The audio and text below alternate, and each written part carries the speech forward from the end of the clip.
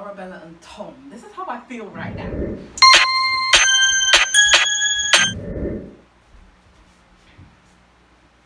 Hey guys, and welcome back to another video. The tea is piping hot, so let's just get straight into this one. Guys, let me just start with Yewande and Danny, right? Let's just get them out of the way. The way the show spins, how they portray people, is like very devious because they make us see them in one light and then see them in another light, right? Because I feel like Danny isn't asked for what he's done to Yewande, but at the same time, sometimes when he's talking to the other people, I feel like kind of bad for him, and then they'll make me feel like angry towards Yewande, and then I feel sorry for her as well. Like, can you stop playing with my emotions? Just let me feel a certain way about them and be done with it. First of all, I'm loving this sort of spicy attitude that Yewande's giving us. When Arabella tried to run up them stairs and get away from her, she was like, can I speak to both of you? I was like, yes, pull her up on it too. And when she was sitting down there and talking to them, I like the way she wasn't letting them talk over her and try and cut her out.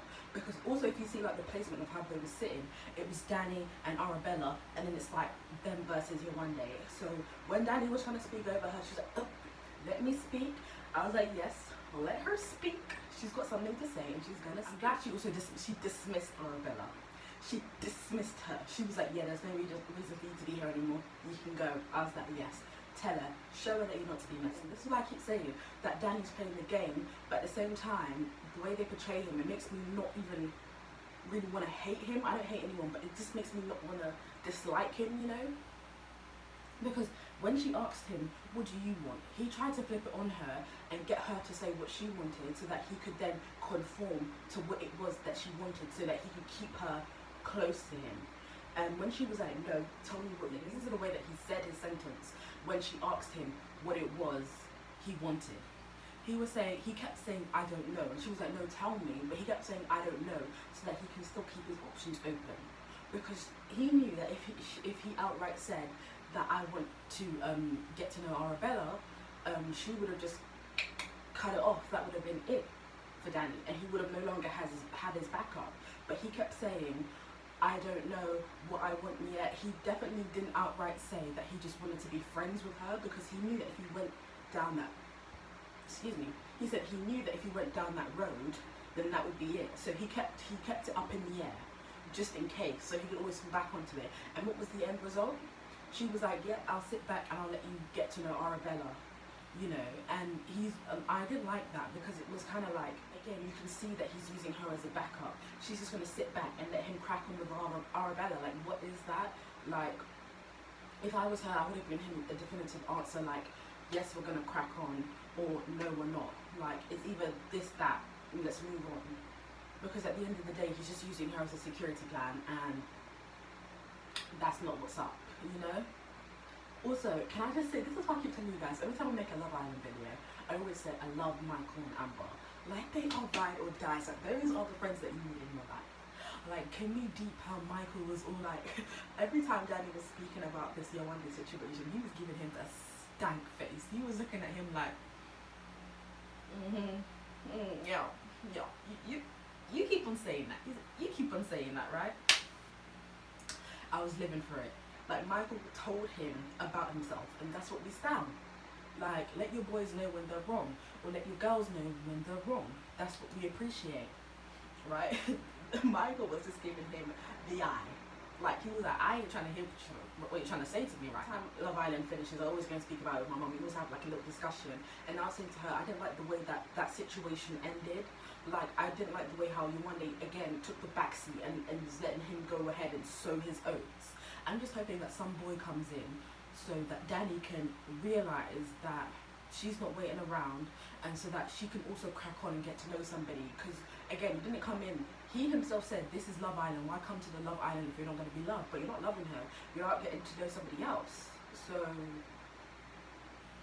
that situation, like, I was here for it was drama, it was juicy, I was loving it, you know, that was great. I don't like her, she's so manipulative, honestly so manipulative. Like, I'm glad that she came in and gave us a little bit of something to be excited about, but again, her character is herself. She's so manipulative. Like, did you see the way that she kept saying to the girls and the boys, I just felt like I needed to tell her. I just felt like I needed to tell her, and I feel so bad that I've made another person feel like shit. Like, no, you don't. She's literally trying to backtrack and backpedal. Like, sis, if you moonwalk any further away, you're gonna bust right through that. She kept saying, oh, I didn't want to make her feel bad, yet, like, oh, I didn't want to make her feel bad, and I just felt like I needed. You didn't tell her because you cared about her feelings. You told her because you wanted to stir the pot and play some games and get into the relationship and split them up from the inside, and that's what she did, and she succeeded. Now, if you ask me, the relationship is kind of on the rocks now. I don't know if it was ever going to be the same or if they're going to come back better or bigger, better and stronger. But Arabella, she needs to get her comeuppance. 28 years old, and she's like, and she's playing these games. This is why I loved it when Yewande was getting her together. She was getting her together. She wasn't having it, right? Like, you can see the Nigerian jumping out in Yewande. She was all like, I don't want to hit pin. Yeah, she's like, don't speak when I'm speaking. And I was here for it, because you can't just let people mess you about in that villa. Honestly, as they say, it's too small for you to be letting people mess you about like that. You're all too close together. Something that's a bit lighter, right? Can I just say though, I actually completely forgot about Amy and Curtis. Like, I bet Curtis was burning inside when he came back and realised that he had missed out on giving some advice because he was on that date with Amy. He was burning. I'd have loved to see his facial expression when he found out about everything that happened. But obviously he didn't miss the opportunity to give some advice, because he was talking to you one day about it. And you say, right, speaking of how you can hear everything in the villa, I can't remember who it was. I think it was Wes from last year. I saw his Instagram story and he was saying something like, it was either Wes or Josh. They were saying something like, you guys don't understand how small this villa is. Like, somebody can be saying something at point A and you're going to hear them at point C. Okay? And that's exactly what happened with Maura and Tom. I was shook. Guys, before what happened at the end of the episode, I was going to come and say that I'm actually starting to warm up to Maura again. Like, she's actually just a funny character. Like, and my mum loves Maura, and she's always like, oh, she's so funny. And I was kind of like, yeah, but no, she's actually a very funny person. And I feel like you just have to warm up to her a little bit more, sort of thing. But again, the way they portrayed her, they didn't make her a likable person, hence therefore nobody was really into her, you know, like that. So when she was doing the challenge, I thought she was so funny, you know. When she was flirting with Tom, I thought, okay, you guys are you're funny, you know, like it's cute.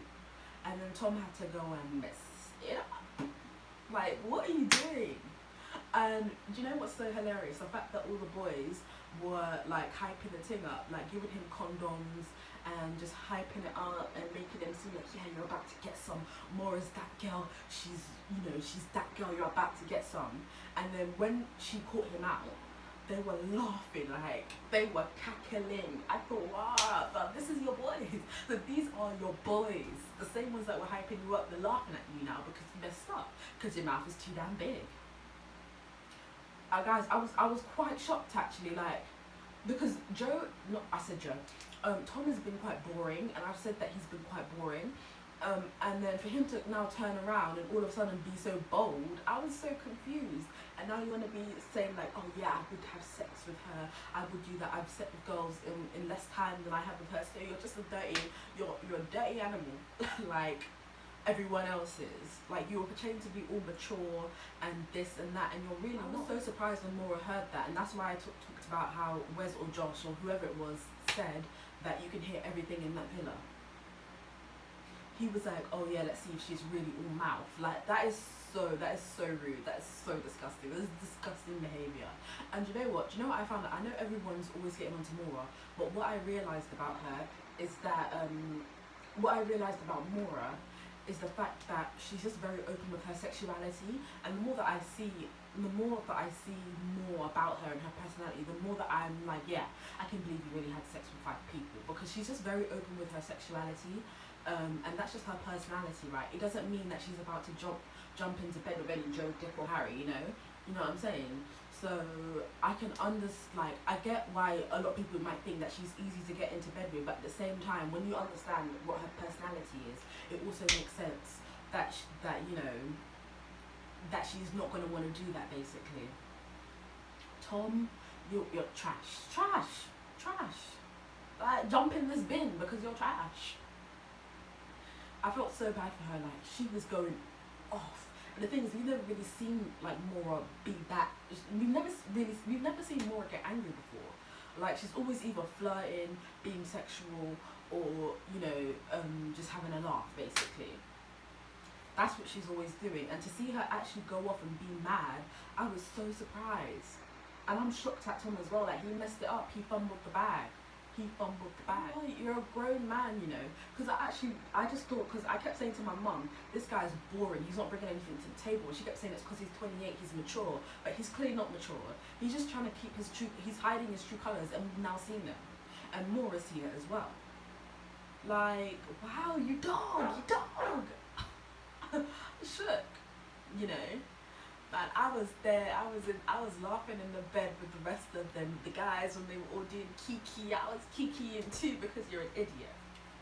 You're an idiot. You let these lot make you believe that you're about to saunter up in there and get the poops, the poussoir, and you're not. You're definitely not now. Guys, this episode was quite juicy. I'm not gonna lie, it was quite juicy. It was a lot more interesting than the episode that happened on, what was it, Friday, yeah. It was a lot more interesting than what happened on Friday. And I've got After the Sun on the TV right now. I'm just watching it, reading the subtitles just to see if anything else extra happens, But I'm excited for tomorrow's episode because I need to see how this goes down between Tom and Maura. This is what we needed, the drama, guys. Thank you for tuning into this video. I just had to literally get it out. So I had to get it out. So thank you for tuning into this video and watching it if you did.